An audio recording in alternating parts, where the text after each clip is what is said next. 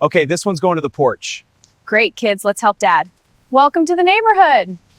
As you can see, the issue is with the upper level window. The window? Yes, this is a clear violation. It must be We addressed. moved into Oak Meadows on a Saturday morning. Sun out, boxes everywhere, kids laughing in the driveway. It felt like a fresh start. New house, new neighborhood, clean sidewalks, matching mailboxes. That peaceful movie scene kind of suburb. By noon, 3 neighbors had brought cookies. By 2 p.m., Karen arrived. She didn't bring cookies, she brought a folder. "Welcome to Oak Meadows," she said with a smile that didn't quite reach her eyes. "I'm Karen, HOA president." She scanned our house before she shook our hands, not admired, scanned. Her eyes paused at our flower pots. "They're lovely," she said softly, "though technically decorative containers must match the approved earth tone palette." We laughed, thought she was joking. She wasn't. That evening, as we unpacked, she drove by. Slowly. The next morning, an email arrived. Subject, friendly reminder, community standards. Inside was a PDF, highlighted sections, exterior aesthetics, waste bin visibility, lawn edging symmetry. We had lived there 48 hours. 2 days later, the first violation notice arrived, improper trash receptacle positioning. The bin had been visible for 20 minutes after pickup. That was the moment the happiness shifted, not shattered, just tilted, like something invisible had entered the house with us, and Karen had the key. At first, we told ourselves it wasn't personal. Karen was just doing her job. That's what neighbors whispered when we mentioned the letters. She's strict, but fair. Fair. That word started to feel like a joke. The violations multiplied. Lawn edging uneven, garage door open longer than 15 minutes. Holiday wreath displayed 1 day past the approved calendar window. Each notice came with a timestamp, precise, almost obsessive. 8:42 a.m., 6:13 p.m., 9:07 p.m. Who monitors a neighborhood like that? Karen did. She began showing up more often, standing on the sidewalk with her clipboard, taking photos from angles that felt invasive.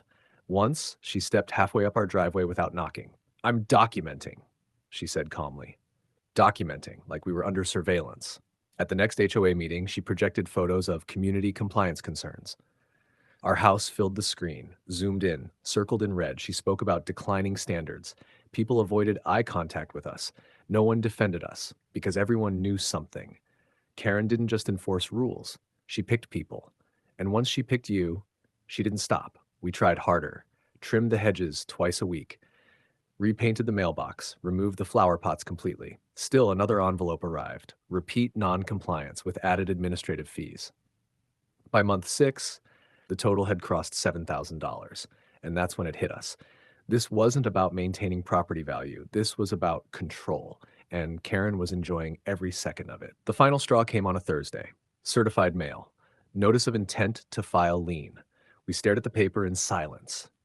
A lien on our home for accumulated violations and enforcement fees. We had paid every fine, every single one. But Karen had added late charges, inspection surcharges, documentation processing fees, numbers stacked on numbers. When we confronted her, she didn't blink. "You've demonstrated a pattern of resistance," she said calmly. Resistance? We had complied with everything. That night, we started reviewing every letter from the past year, every signature, every clause cited, and something strange appeared.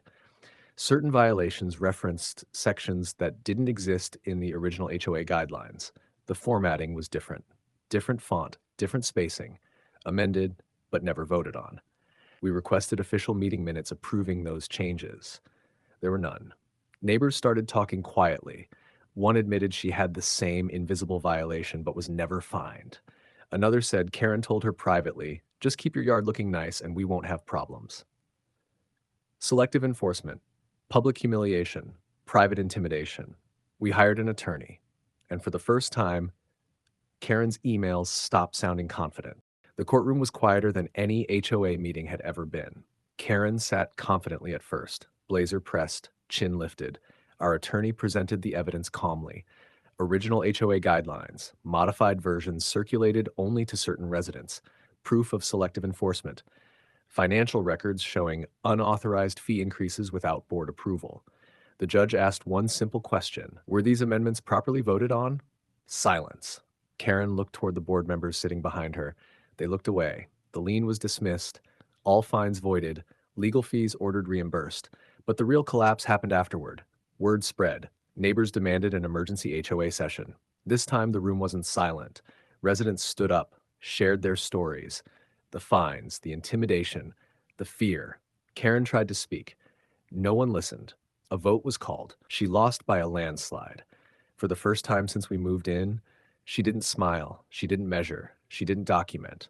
She walked out of that clubhouse without power. We moved in happy. Karen tried to take that from us, but sometimes when control goes too far, it destroys itself.